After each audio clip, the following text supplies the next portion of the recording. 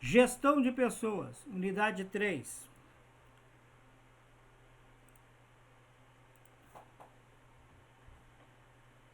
Objetivo de aprendizagem: entender os aspectos intrínsecos que envolvem o processo de manutenção de pessoas, suas peculiaridades e riscos inerentes ao processo. Compreender os objetivos de manutenção de pessoas. Definir o conceito de manutenção de pessoas e suas potencialidades. E elaborar e aplicar um modelo de processo de manutenção de pessoas. São 5 tópicos. O primeiro é cultura e desenvolvimento organizacional. O segundo é educação continuada. No terceiro é avaliação de desempenho e suas premissas. No quarto, métodos e modelos de avaliação de desempenho. E, por fim, sistemas de benefício. Então, no tópico 1, nós temos a cultura e o desenvolvimento organizacional. Então, somente a partir dos anos 80 é que se tem dado maior atenção à cultura organizacional no Brasil.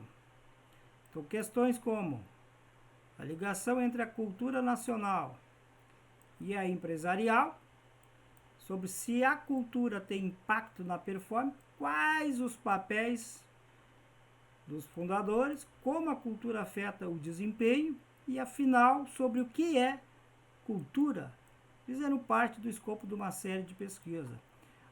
Porque a cultura nacional de um país, ela influencia a cultura empresarial desse país, com certeza absoluta.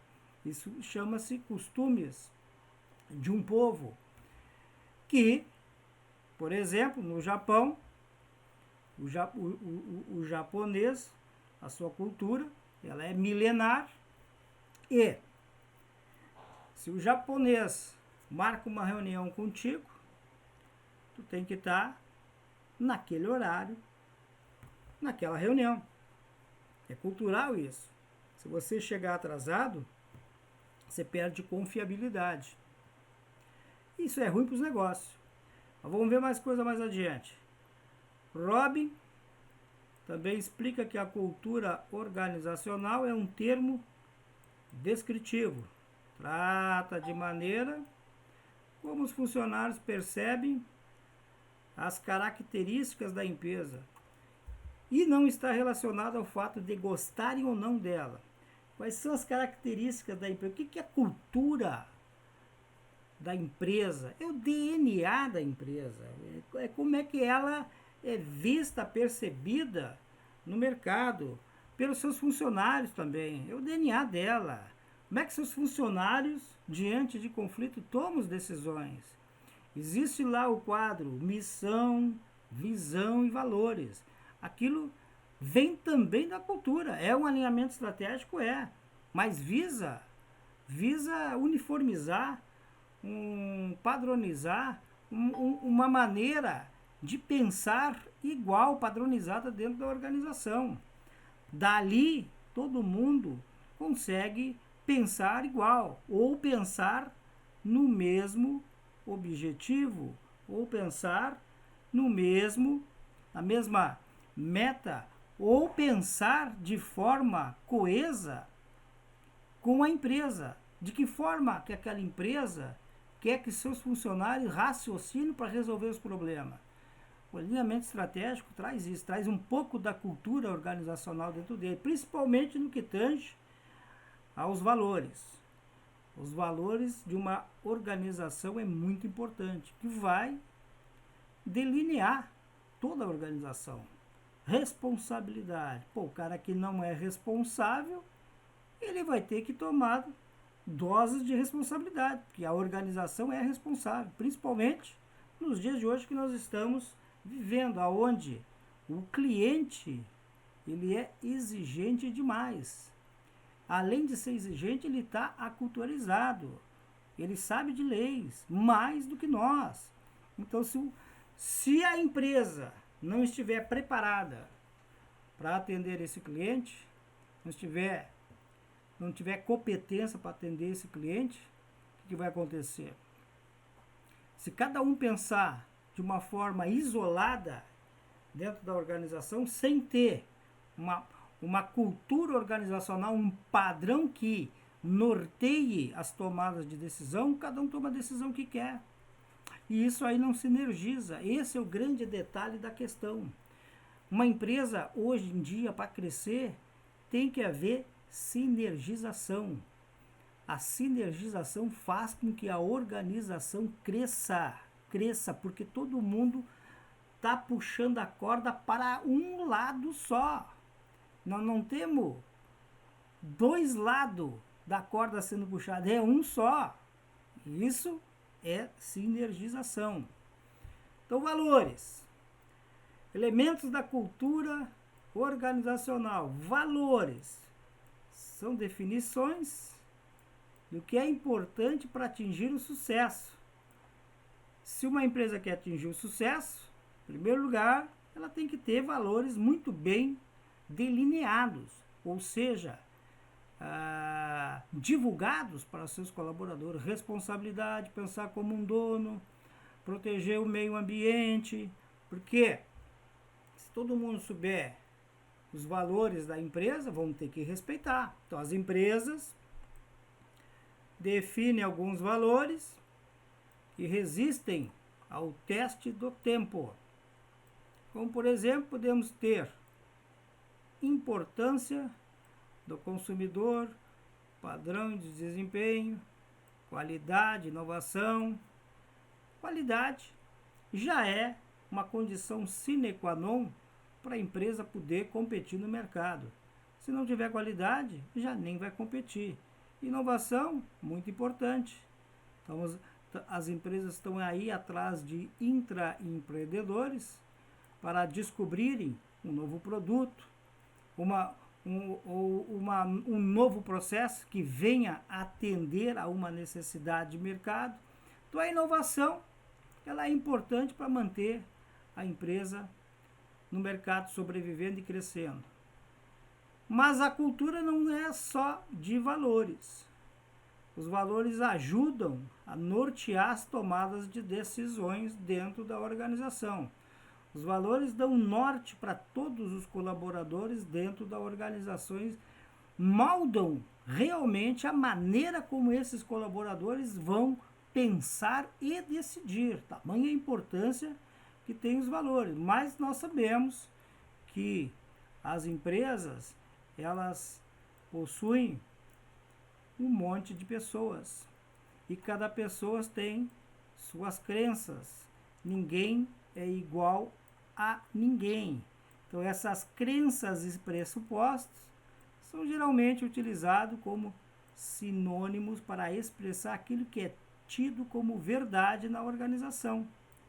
Implica em alguma visão de mundo que passa a ser considerada como válida. Temos aí outros ritos, rituais, cerimônias que vêm influenciar a cultura também da organização. São atividades planejadas para tornar a cultura mais visível e coesa. Seriam os processos de integração, admissão e etc. Histórias e mitos são narrações e eventos que informam sobre os mitos da organização, às vezes sem sustentação nos fatos. Tabus são proibições com ênfase no não permitido. Por exemplo, namoro entre funcionários é proibido. Não vem escrito nos manuais, mas está na cultura, está no DNA da organizações isso. E tem que respeitar. Nós já falamos sobre isso, que namoro entre funcionários, ele é muito bom no início, mas depois quando termina pode criar conflitos. Heróis são personagens natos ou criados que condensam a força da organização. Exemplo, Henry Ford, Bill Gates, Antônio Emílio de Moraes, Olavo Setúbal. O que o Henry Ford fez? Né? Ele introduziu o carro. Ele colocou o carro em linha de montagem. Então, é um verdadeiro herói, o Henry Ford. Bill Gates fez o Windows. Hoje, 90% dos computadores do mundo tem o sistema Windows do Bill Gates. Então são verdadeiros heróis para suas organizações. Bill Gates até nem tem mais a Microsoft, ele só detém 5% da Microsoft agora, o Bill Gates. Ainda em elementos da cultura organizacional, temos normas, são regras que falam sobre o comportamento esperado e adotado pelo grupo. Se cada um fizer o que dá na cabeça, dentro da organização, o que acontece? Vira uma verdadeira bagunça. Então tem regras. As regras, as normas, visam padronizar comportamento. Se nós pegarmos o exemplo das regras do trânsito, por exemplo, o que ela visa? Padronizar a ação dos motoristas, ou seja, além do comportamento do motorista no volante, a ação dos motoristas frente às situações já previstas e padronizadas. Por exemplo, tem 2 faixas dupla amarela. O que quer dizer isso? Não ultrapassar em faixa dupla amarela. Então, se você está na faixa dupla amarela, você sabe que você não pode ultrapassar. Se você ultrapassar, está sujeito a ser multado. Cometeu o quê? Uma infração. Feriu a norma, a regra, a lei de trânsito. Por quê? Sabia que não podia, mas tomou a atitude de ultrapassar. Por que existe a regra? Para evitar conflito. No caso do trânsito, para evitar acidentes. No momento que você ultrapassa faixa dupla amarela, pode causar um acidente, pode ter outro carro vindo em sua direção. Então não pode passar. Mas o ser humano, ele é provido de tomar as suas decisões arbitrárias. Então ele toma suas decisões.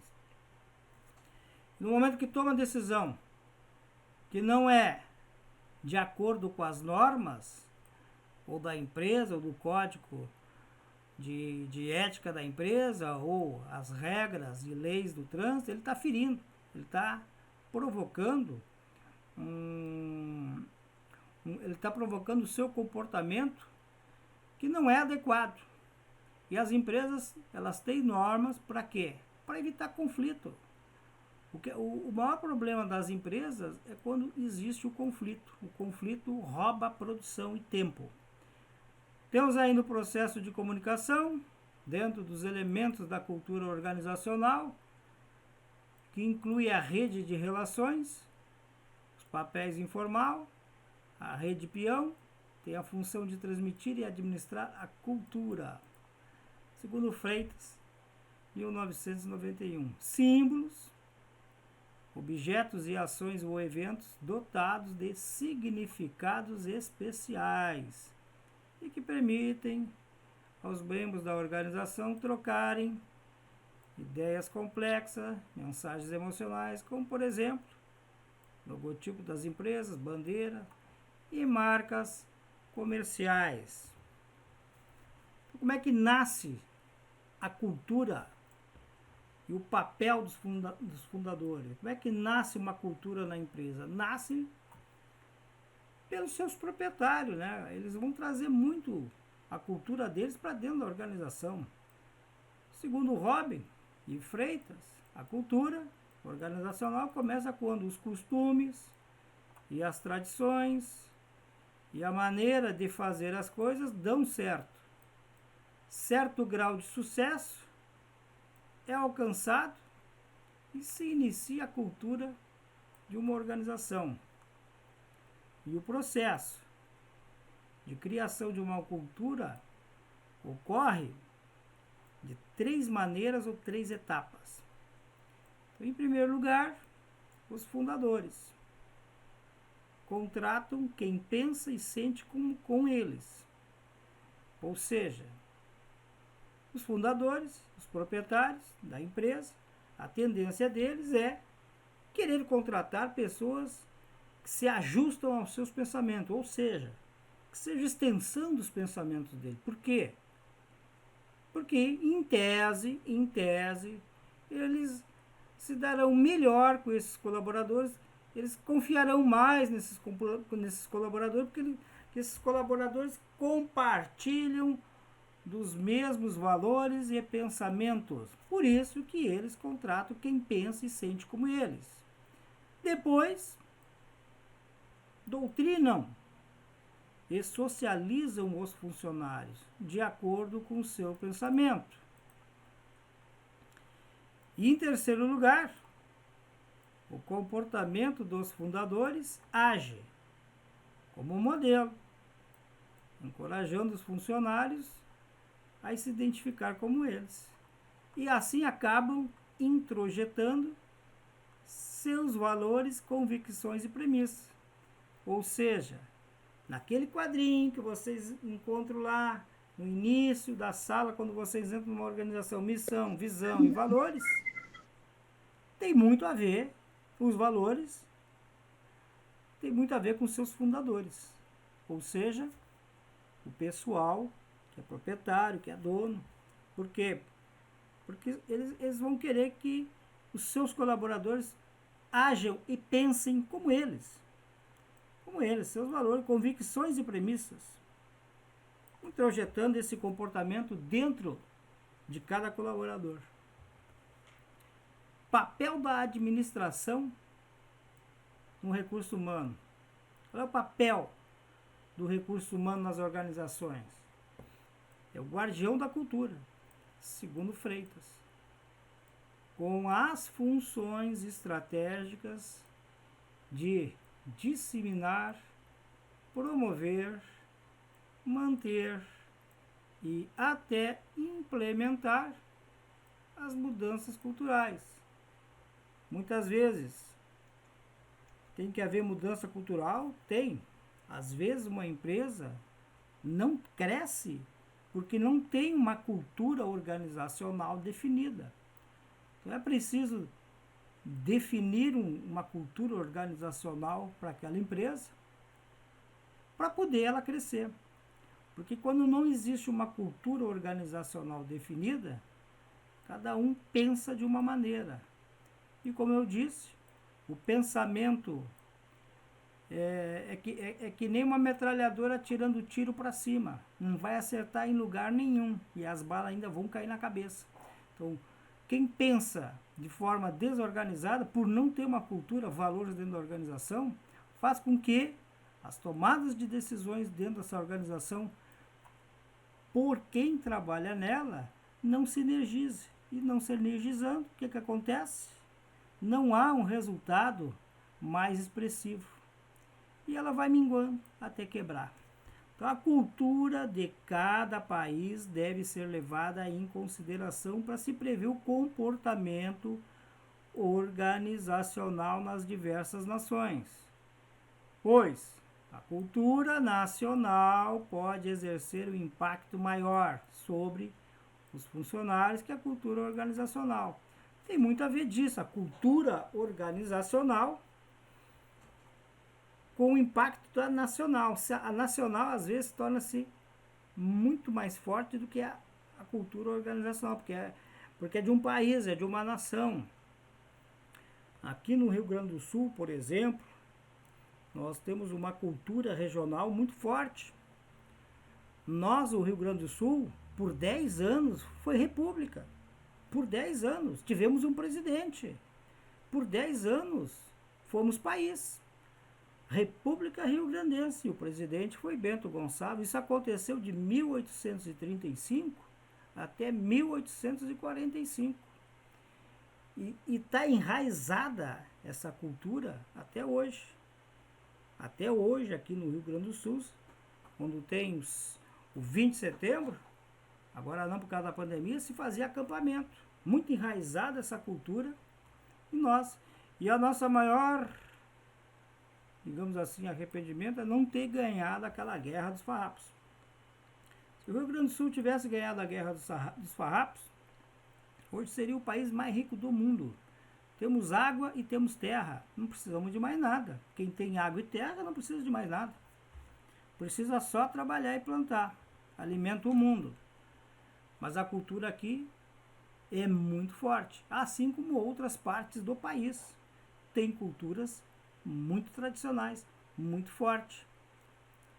Como ler a cultura de uma organização?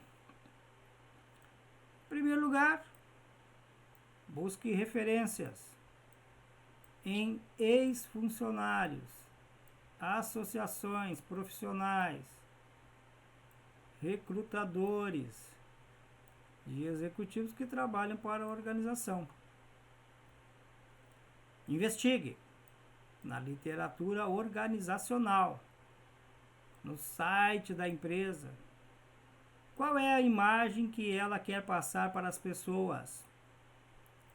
Procure evidências de rotatividade ou turbulências administrativas. Observe o ambiente físico, foto, vestiário, mobiliário, espaço entre as pessoas. Como foi o tratamento entre as pessoas que você encontrou? Como você caracteriza o estilo das pessoas? Jovial, formal ou sério? Isso aqui é muito importante. Como foi o tratamento das pessoas que você encontrou? Geralmente as empresas na cidade, o tratamento entre pessoas é gelado, frio. Quase todas as empresas. Aí você vai para o interior, você tem um tratamento que você nem imaginava que iria receber. O pessoal do interior é muito mais acolhedor, muito mais anfitrião. Por que essa diferença? Cultura. O pessoal do interior, a maioria se conhece entre si, e quando chega alguém na cidade, eles querem agradar, querem fazer de tudo para que aquela estada daquela pessoa seja mais agradável possível. Já numa cidade grande, onde a correria do dia a dia é enorme, cada um para si e Deus por todos, é outra cultura. É outro pensamento, é outra sinergização de pensamento. Quando tu vai para o interior, tu é muito bem recebido nas empresas, com calor humano, do contrário da capital. Vocês já devem ter passado por alguma experiência semelhante. Como você caracteriza o estilo das pessoas? Jovial, formal ou sério? Da empresa. A empresa é mais jovem? A empresa é mais formal? É mais séria? Como é que é a empresa que você trabalha? Desenvolvimento organizacional. Desenvolvimento organizacional pode ser conceituado como uma resposta à mudança, uma complexa estratégia educacional que tem por finalidade mudar crenças, atitudes, valores e a estrutura da empresa, de modo que elas possam melhor se adaptar aos novos mercados, tecnologias e desafio e o próprio ritmo vertiginoso da mudança.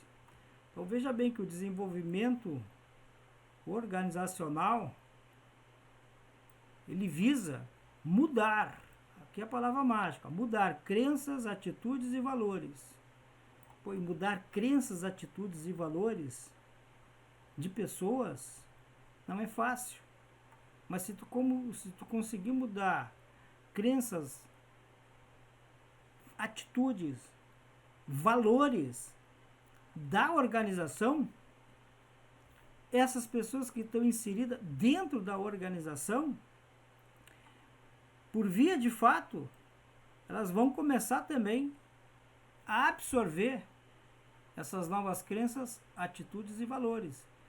E absorvendo, entendendo, absorvendo, o que vai acontecer? Vão começar a praticar, pensar como. E esse pensar como faz com que a empresa padronize as tomadas de decisões ou que prevejam essas tomadas de decisões de uma forma mais uniforme. dando condição para que essa empresa cresça, porque está todo mundo sinalizando.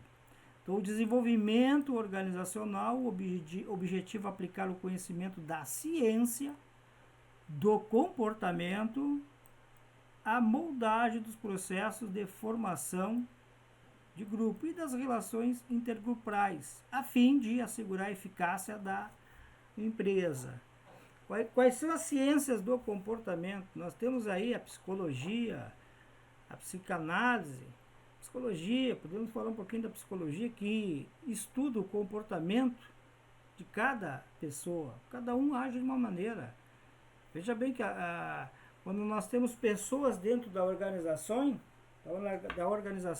nós sabemos que cada um pensa de uma maneira, cada um age de uma maneira, cada um tem a sua crença espiritual, cada um tem os seus valores, mas dentro da organização elas têm que conhecer a cultura organizacional, as crenças, os valores da organização e se adaptar a elas. E melhor ainda, fazer com que essa cultura organizacional norteie as suas tomadas de decisões dentro da organização, para que a organização possa crescer de uma forma bem coesa e linear, quem sabe até exponencial.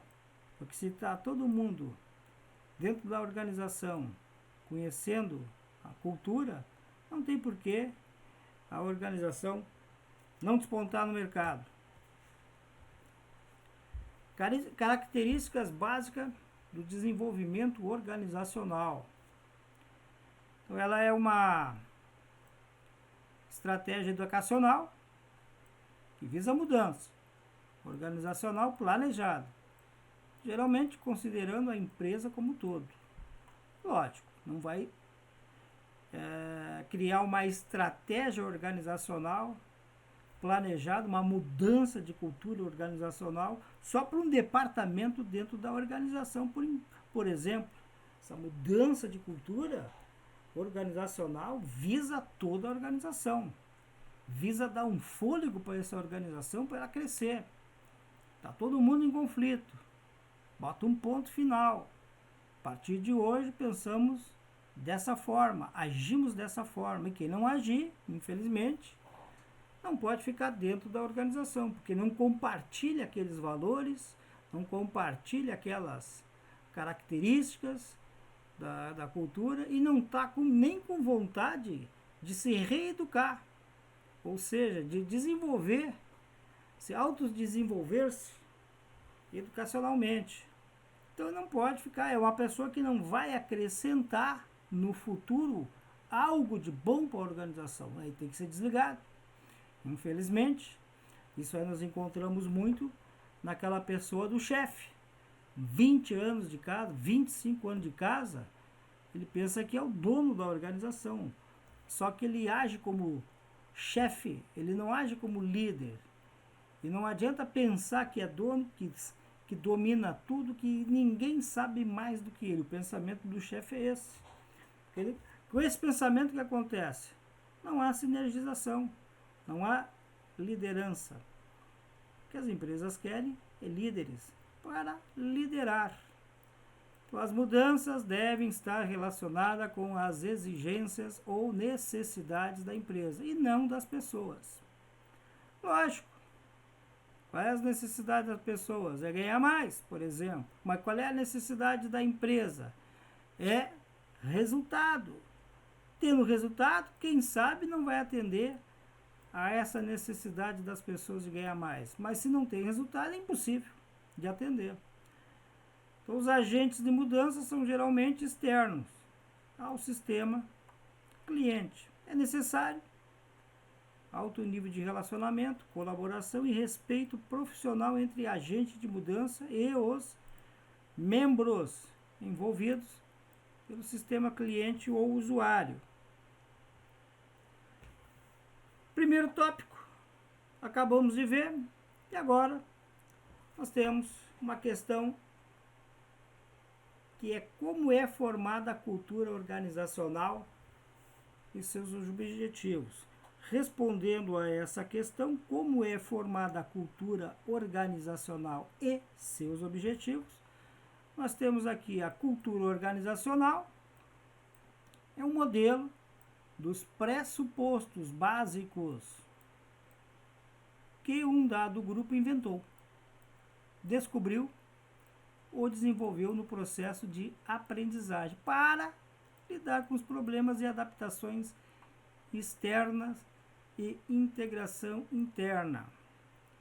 Uma vez que esses pressupostos tenham funcionado muito bem o suficiente para serem considerados válidos, são ensinados como a maneira certa de se perceber, pensar e sentir em relação àqueles problemas.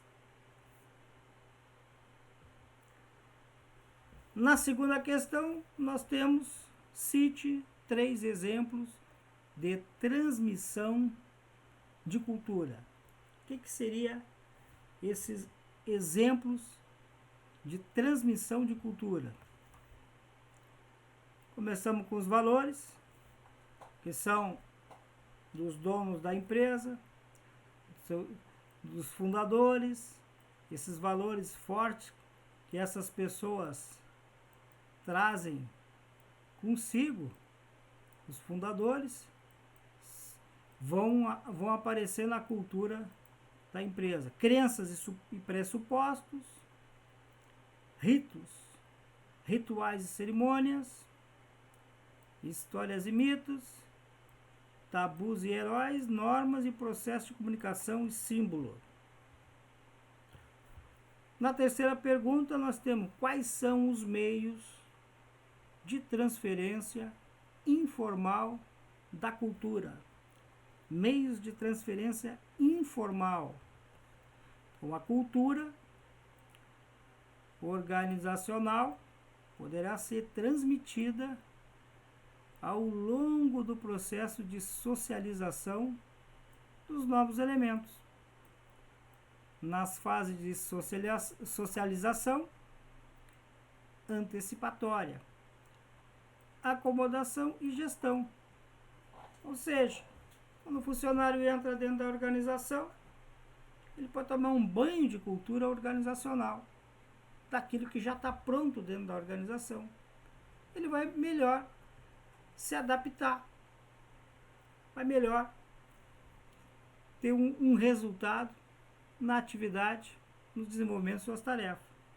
Continuando, o conjunto de atividades definida pela organização, no sentido de tornar os novos elementos aptos a desenvolver seu papel social. Integra necessariamente uma componente referente ao contato, absorção da cultura organizacional. Na quarta questão, nós temos quais são os principais focos de um programa de desenvolvimento organizacional. O que seriam esses principais focos do desenvolvimento de um programa de desenvolvimento organizacional? Então, através de adequado processo de aplicação do desenvolvimento organizacional, o profissional pode obter os seguintes resultados: desenvolvimento da competência interpessoal,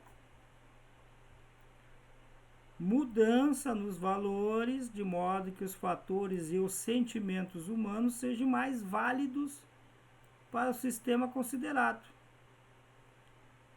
e o desenvolvimento de crescente compreensão entre e dentro dos grupos de trabalho envolvidos. Veja bem aqui, desenvolvimento de crescente compreensão.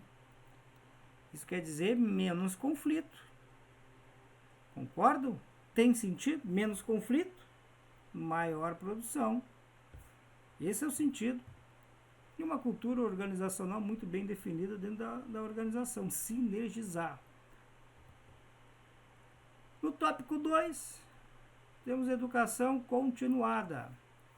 Sempre educação continuada vai ser foco de todas as organizações e devem ser foco também dos seus colaboradores. Porque quem faz uma educação continuada, além de manter a sua empregabilidade, está adquirindo maior conhecimento e experiência. E quem adquire experiência e conhecimento, coloca tudo isso no seu currículo. Um dia que precisar, o currículo se torna uma arma para competir no mercado. Razão pela qual educação continuada não pode parar nunca. E quem quer ser um profissional diferenciado e qualificado. Então, esse novo contexto empresarial redefine o perfil trabalhador da área do conhecimento. Precisa-se de profissionais que aprendam de forma não convencional e que saibam trabalhar cooperativamente para gerar soluções inovadoras. Quem não trabalha hoje em equipe também está fadado a ser desligado da organização. E para trabalhar em equipe, não basta apenas ter boa vontade. Só boa vontade não vai levar o colaborador a obter resultado. Ele tem que ter outras qualidades. Tem que saber, por exemplo, saber ouvir o seu companheiro, saber escutar. Isso é uma qualidade que poucos têm. Comunicação, saber falar. Uma coisa é dizer as palavras. Outra coisa é saber falar a palavra certa no momento certo para aquele contexto em que ele está inserido. Então tem que ter na comunicação profissional para trabalhar cooperativamente, ou em equipe, ou em grupo, tem uma comunicação hábil. Não pode ferir as pessoas, não pode ser tosco, não pode ser mal educado, tem que ser um líder, seu sofrimento é o sofrimento de todo mundo. Por quê? Para poder motivar e gerar esperança, fazer com que o grupo se feche dentro de um propósito.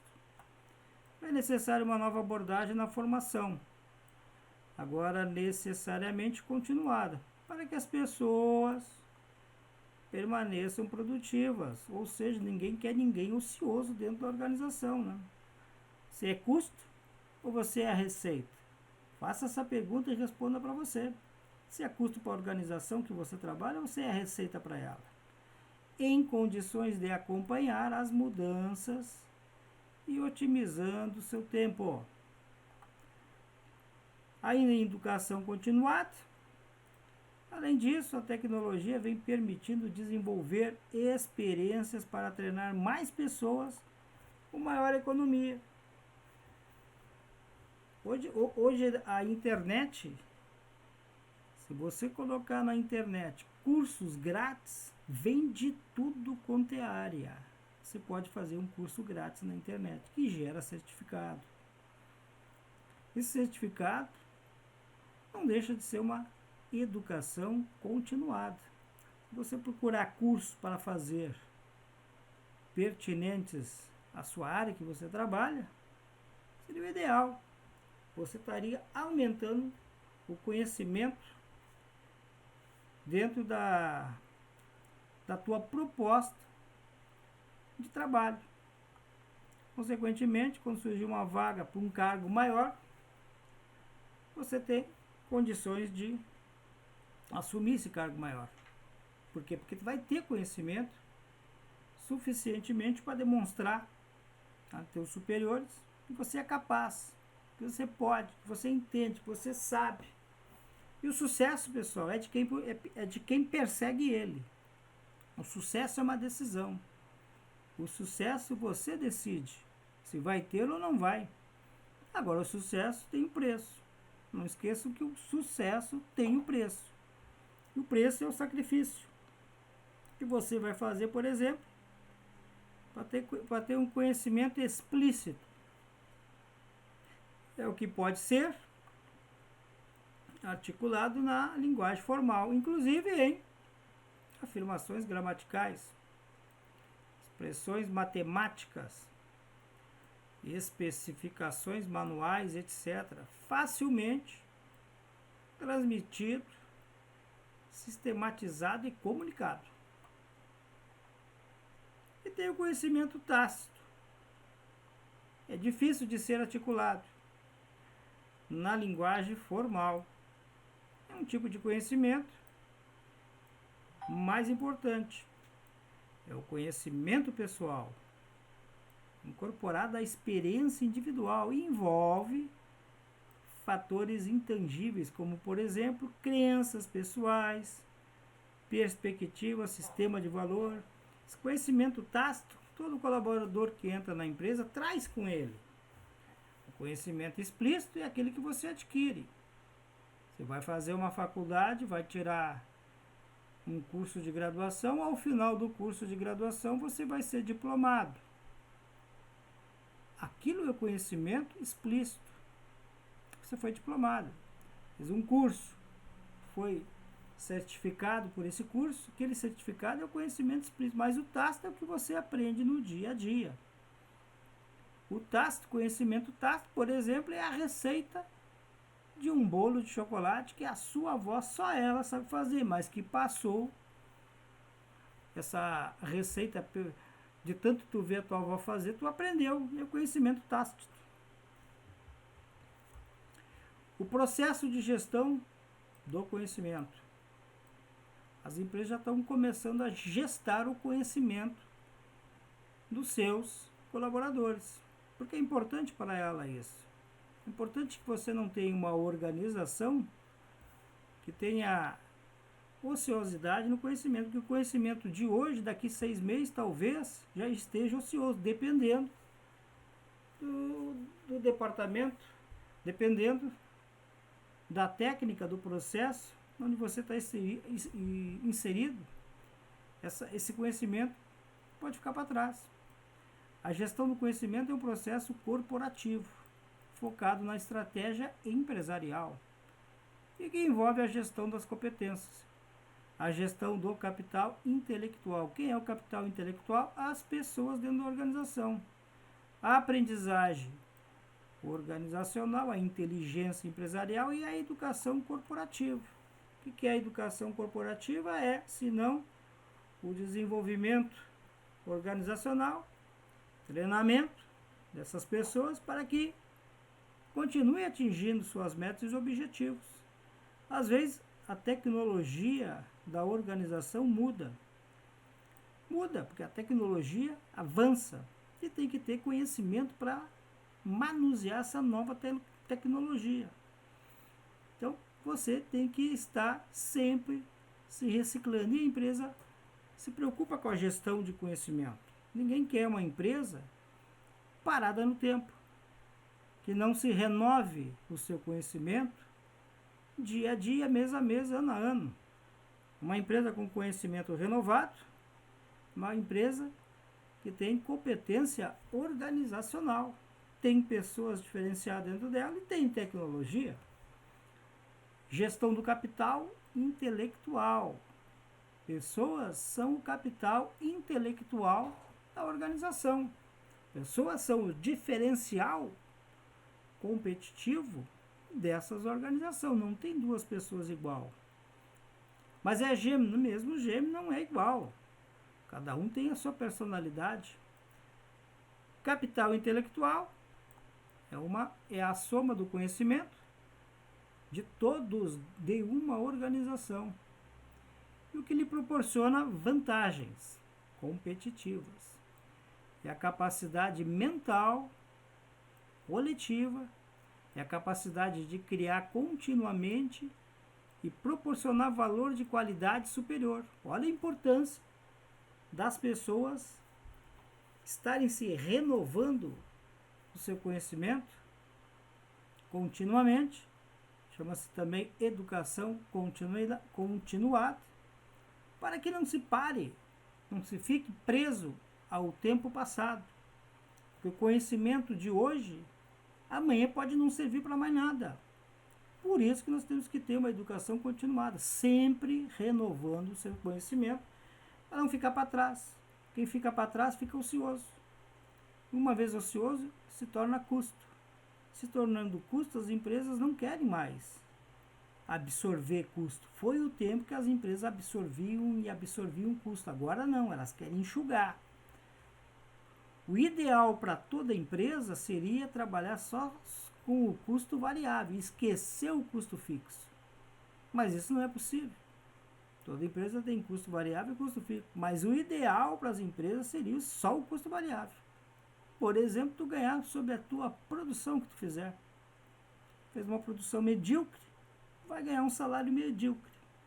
Fez uma produção maravilhosa, vai ganhar um salário maravilhoso. No tópico 3, temos avaliação de desempenho e suas premissas. Então, a avaliação de desempenho é uma forma de averiguar periodicamente o desempenho das pessoas na organização, baseado nas suas funções, né, de cada um, os resultados que se espera dele e no que essa pessoa pode vir a acrescentar para a organização, através do seu desenvolvimento contínuo. Então, as empresas medem o resultado de desempenho de cada funcionário. E é aí que vai ser definido se você é custo ou é receita, a grosso modo. E aí vai ser definido se você vai permanecer dentro da organização, ter a sua empregabilidade garantida, ou se você vai ser desligado, por exemplo, por não ter a sua empregabilidade garantida, ou por ser custo para a organização. Então, a importância de ter um desenvolvimento contínuo é fundamental. Isso para as empresas que querem permanecer, não só permanecer no mercado, como também crescer. O crescimento hoje ele está muito ligado a novos conhecimentos, inovação, criatividade. E só pode haver inovação, criatividade dentro da organização se existir pessoas com esse tipo de conhecimento que proporcione isso. Se não tiver a organização esse tipo de pessoas, não vai sair do lugar. Pense assim, uma organização só tendo um Einstein dentro dela. Ela tem muito mais chance de dar certo no mercado se tiver uma organização só com pessoas de primeiro e segundo grau, formada no primeiro grau e formada no segundo grau. Mas se tiver só Einstein, QI alto dentro da organização, é muito melhor para a organização o poder de desenvolvimento dela em termos de capital intelectual é muito forte. Você tem um capital intelectual.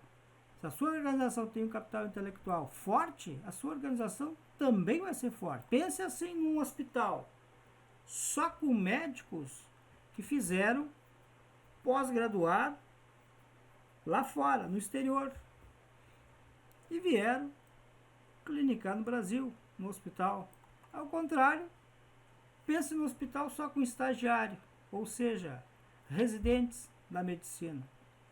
Qual é a confiabilidade de um hospital que só tem residente da medicina prestando consulta, fazendo atendimento ao público, em comparação com um hospital que só tem médicos formados com pós-graduado lá fora? A credibilidade da organização é muito mais alta. Por quê? Porque nós temos certeza que aqueles profissionais têm muito conhecimento para compartilhar. Tem muito conhecimento. Objetivos da avaliação de desempenho. Eu já disse. 1. É saber se você é custo ou é receita. Esse é o principal. O grande objetivo da avaliação de desempenho, podemos dizer, fazer uma análise comparativa entre o que empregado avaliado está realizando nas suas atividades profissionais, desempenho, e o que deveria realizar, executar bem as funções do cargo, cumprir as metas estabelecidas. Então, para que serve a avaliação de desempenho? Para saber se o funcionário está dando lucro ou prejuízo. É para isso que serve a avaliação de desempenho. Ninguém vai bancar um funcionário que não dê lucro, Até porque o funcionário tem que se pagar, o serviço do funcionário tem que se pagar. Esse é o princípio que o dono da organização pensa dessa maneira. Porque eu vou botar alguém para executar uma tarefa, e aquela tarefa, ele executando ela bem feita, automaticamente vai trazer um resultado positivo para a organização. E ele tem que se pagar, o trabalho dele tem que se pagar, porque senão é custo. Não serve para a organização. Aí tem que ser desligado. Risco de avaliação de desempenho. Tem risco? Tem. Depende de quem faz a avaliação de desempenho. O mais comum é o avaliador centrar seu foco unicamente na pessoa do avaliado, na forma como pensa, suas crenças e princípios, e não efetivamente no desempenho das suas funções e o alcance dos resultados estabelecidos. O avaliador é um ser humano e, como tal, está sujeito a cometer erros, principalmente quando não foi suficientemente preparado para desempenhar o papel de avaliador. Então, daqui a pouco, o avaliador bota o sentimento dele, não vou com a cara daquela pessoa, mas aquela pessoa sempre atingiu meta, está trazendo resultado. Ele não pode dar, não pode ferir a avaliação do desempenho daquele cidadão, pelo simples fato de um sentimento egoísta da parte dele. Ele tem que avaliar a pessoa como a pessoa vem se desenvolvendo dentro da organização. E o que é a avaliação 360 graus? A avaliação 360 graus é de todos os lados. É uma roda, todos os lados.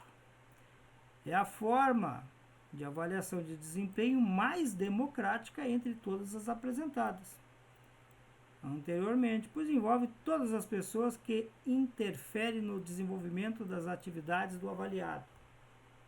Todo mundo que se relaciona com o avaliado vai dar a sua opinião.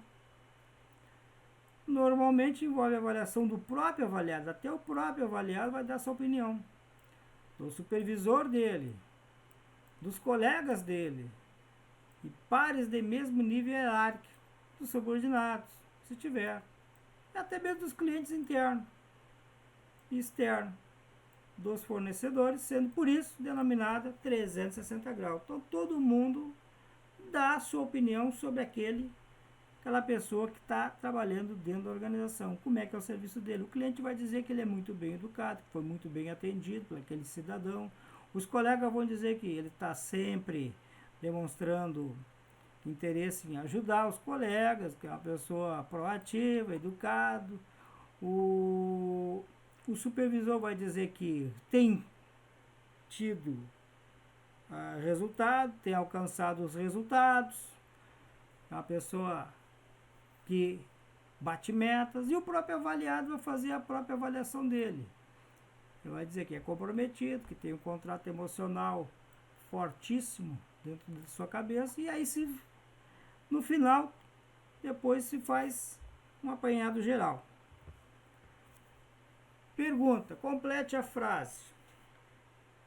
A avaliação de desempenho é um excelente meio pelo qual se localiza os problemas Quais problemas que se localiza através da avaliação de desempenho?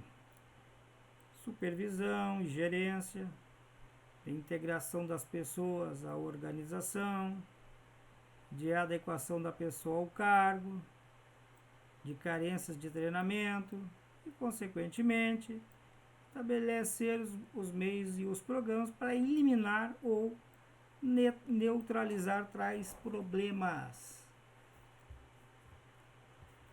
No tópico 3, mais uma pergunta. Um dos riscos da avaliação de desempenho, estabelecido por Lacombe, é acreditar que o instrumento de avaliação corrige os defeitos das pessoas. Assinale a alternativa correta. Supervalorização da avaliação. Essa é a resposta correta. Na avaliação 360 graus, preconiza que O que se preconiza? Assinale a alternativa correta. Preconiza-se que a avaliação é feita de modo circular por todos os elementos que mantêm alguma interação com o avaliado. Então, todos que interagem com o avaliado, inclusive o avaliado, vai dar a sua opinião a respeito daquele avaliado. Tópico 4. Métodos e modelos de avaliação e de desempenho. Nós temos a escala gráfica. O que é? Nesse método, o primeiro passo é escolher os fatores de avaliação que servirão para aferir e comparar o desempenho dos colaboradores envolvidos. Os fatores de avaliação devem externar comportamentos e atitudes que são valorizados pela organização. E o número de fatores de avaliação varia conforme os interesses de cada organização, indo de 5 a 10 fatores em gerais. Temos a escolha forçada como outro tipo de avaliação de desempenho. Então, nesse método, o avaliador é forçado a escolher entre um conjunto de frases, uma ou duas frases em cada conjunto, analisando as que mais se aplicam ao desempenho do colaborador avaliado. Pode também escolher a frase mais adequada ao desempenho do colaborador e a frase que menos tem a ver com o desempenho dele. Daí se chama escolha forçada. Pesquisa de campo. Considerando-se os métodos tradicionais de avaliação de desempenho, esse é um dos mais completos. Utiliza-se entrevista entre um especialista em avaliação com o gerente para em conjunto avaliar o desempenho dos colaboradores. Incidentes críticos é um método simples que se baseia nas características extremas. Incidentes críticos que representam desempenhos altamente positivos, sucesso, ou altamente negativo, fracasso. O método não se preocupa com o desempenho normal, mas com os desempenhos excepcionais, sejam positivos ou negativos, ou seja, eles levam em conta o sucesso ou o fracasso. É um tipo de avaliação de incidentes críticos, é o nome. Ainda no tópico 4, nós temos métodos modernos de avaliação de desempenho. Atualmente, estão surgindo métodos de avaliação de desempenho que se caracterizam por uma visão totalmente nova sobre o assunto. Autoavaliação e autodireção das pessoas. Maior participação do funcionário em seu próprio planejamento de desenvolvimento pessoal. Foco no futuro e na melhoria contínua do desempenho. Você tem foco no futuro? Você está se autodirecionando? Você está planejando o seu desenvolvimento pessoal? Deve estar, porque estamos aqui num curso vendo gestão de pessoas. E a pergunta do tópico 4 é: defina o que é avaliação de desempenho. Então, a avaliação de desempenho é uma forma de averiguar periodicamente o desempenho das pessoas na organização, baseada nas funções de cada um, os resultados que se esperam dele e no que essa pessoa pode vir a acrescentar para a organização, através do seu desenvolvimento contínuo. Segunda pergunta sobre o tópico 4, que não quer calar: o que se deve medir na avaliação de desempenho?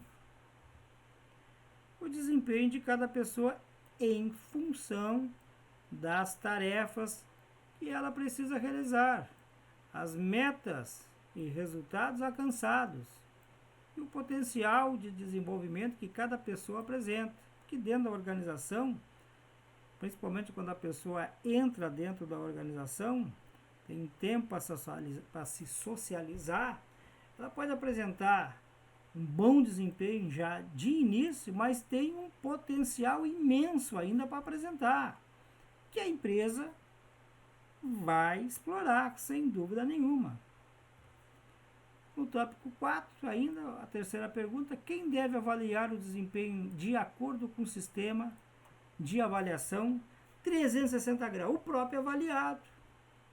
Começa com ele, a avaliação, o que ele pensa sobre dele mesmo. Superior imediato vai falar o que ele pensa sobre o avaliado. Os seus colegas de trabalho, os subordinados, os clientes internos e externos, e os fornecedores, enfim, todos que têm relação de trabalho com o avaliado vão dar o seu depoimento a respeito. Essa é uma avaliação de 360 graus, porque tu tem a visão ampla de todos que o avaliado interage. Na quarta questão, nós temos quais as maiores críticas recebidas pelos métodos tradicionais de avaliação. Pouco envolvimento do avaliado na definição dos objetivos, metas e resultados a alcançar. Normalmente avalia uma situação do passado, período anterior. Na quinta questão, explique a avaliação participativa por objetivos. E aqui permite maior participação do avaliado em seu próprio planejamento de desenvolvimento pessoal, tendo foco no futuro e na melhoria contínua de desempenho. Por fim, tópico 5, sistema de benefícios para Chevenato. Benefícios são certas regalias e vantagens concedidas pela organização a título de pagamento adicional dos salários, a totalidade ou parte de seus funcionários. Constituem geralmente um pacote de benefícios e serviços que faz parte integrante da remuneração do pessoal.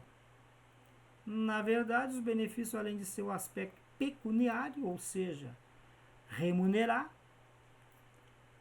ou financeiro, servem para livrar os funcionários de uma série de transtornos, como busca de meio de transporte e até empresa que procura restaurante onde se alimentar. Muitas vezes, a alimentação dada pela empresa aos funcionários é para facilitar o almoço, para ganhar tempo, para voltar mais rápido, e não deixa de ser um benefício também motivador. Pecuniário, porque não está gastando em almoço o funcionário. Então todo benefício, ele visa o quê? Visa motivar, deixar os funcionários motivados. Visa também a retenção dos talentos profissionais dentro da organização. Cada funcionário, cada pessoa é um diferencial competitivo. E se ela tiver muitos benefícios, a tendência delas é não pensar em sair da organização, ficar lá.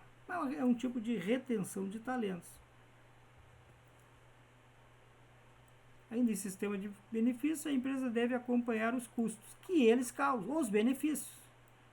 Um aspecto de suma importância é verificar permanentemente se a relação de benefícios concedidos versus melhoria de resultado organizacional reflete uma vantagem competitiva na concessão dos mesmos. Ou seja, vamos dar o benefício? Vamos. Mas estamos tendo retorno desses benefícios que nós estamos deixando à disposição dos nossos colaboradores?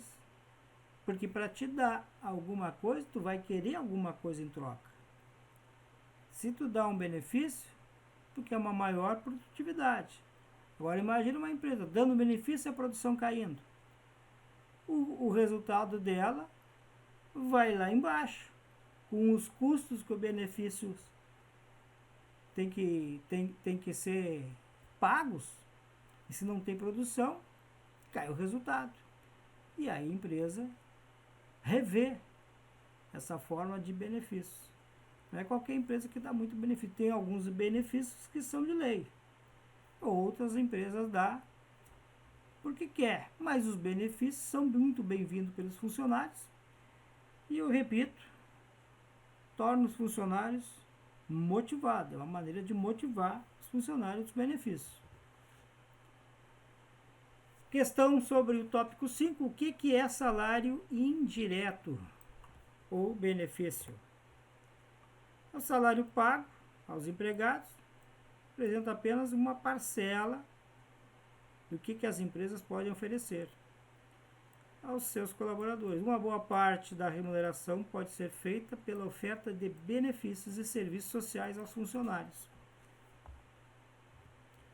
Por que conceder benefícios? Como todas as ações desenvolvidas na administração dos recursos humanos, os benefícios também têm como grande objetivo a atração e manutenção e motivação dos colaboradores. Atração, quem está de fora da empresa quer entrar. Manutenção, quem está dentro da empresa não quer sair. E motivação, e todos que estão lá dentro estão motivados para continuar trabalhando. Por isso, devem atuar positivamente na relação empresa-empregado, contribuindo para a. Diminuir o desgaste físico e psicológico dos colaboradores. B. Melhorar a qualidade de vida dos colaboradores. E as empresas estão preocupadas com a qualidade de vida dos colaboradores. Mas se tiver empresa que não está preocupada com a qualidade de vida dos colaboradores, daqui a pouco vão estar. Porque é muito importante os colaboradores virem trabalhar felizes, porque a produção vai ser maior. É essa a equação. C. Proporcionar ao recrutamento e seleção condições para atrair novos candidatos. É os benefícios. E diminuir o abstencionismo, faltas no trabalho, bem como o turnover, rotatividade de pessoas na empresa. Funcionário motivado não reclama, pessoal. Não reclama. Funcionário motivado vem trabalhar, vem, produz e ainda dá ideias para melhorar o dia de amanhã. Esse é o funcionário comprometido. Esse é o funcionário empreendedor. Esse é o líder que as empresas procuram. Esse é o cara que sinergiza com toda a equipe. Na letra E, reduzir o máximo possível o custo hora da empresa. E na F, minimizar as deficiências relacionadas aos serviços sociais prestados pelo governo. Segurança, transporte, educação, por exemplo. No tópico 5 ainda é importante mensurar o valor dos benefícios e divulgá-los. É importância vital que as organizações analisem todos os aspectos que interferem na concessão de benefícios, principalmente a relação custo-resultado versus satisfação dos colaboradores, tomando a decisão de implantação de um novo benefício, levando sempre em consideração a enorme dificuldade e a insatisfação que causaria a retirada de algum deles do plano. Depois que a empresa dá para retirar o benefício, é complicado. O pessoal já se acostumou, por exemplo, com vale-refeição.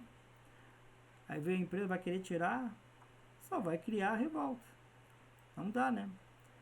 Para que os benefícios afetem a satisfação das pessoas, é necessário que elas sejam devidamente informadas sobre eles, suas condições de acesso e parcelas de participação das partes, empresa colaborador, utilizando-se de instrumentos como relatórios anuais, boletins internos, relatórios de custo, avaliação dos colaboradores e as reuniões. Na quarta questão, sobre o tópico 5, benefícios devem ser atrelados Há alguma meta? Essa é a pergunta. Sim. Mesmo considerando que os benefícios nem sempre trarão resultado, mas é bom que seja atrelado a uma meta.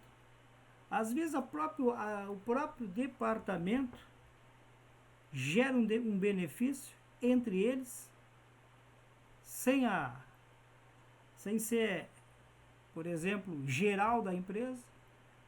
Por exemplo, setor de vendas, atingindo as metas, vamos comemorar, por exemplo, numa pizzaria.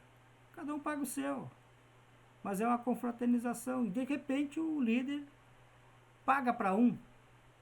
É um benefício que o próprio líder está dando no seu bolso. Nada impede. É motivador isso aí.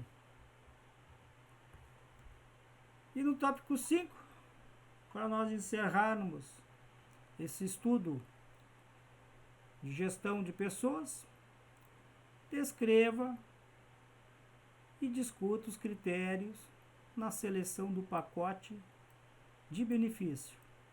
Prática de mercado, valorização por parte dos funcionários, administração do benefício, situação econômica financeira da empresa. Então, o desenho de um plano de benefícios deve levar em conta 2 critérios: o princípio do retorno do investimento. Todo benefício concedido deve trazer retorno à organização em termos de maior produtividade, melhoria da qualidade, motivação e retenção de pessoas e outros. E o princípio da mútua responsabilidade significa que os custos dos benefícios devem ser divididos entre a organização e os funcionários beneficiados. Acontece muito isso no plano de saúde. A empresa paga uma parte e o funcionário paga outra. Isso aí divide responsabilidade, mas a empresa sempre paga a parte maior. Chegamos ao fim de gestão de pessoas.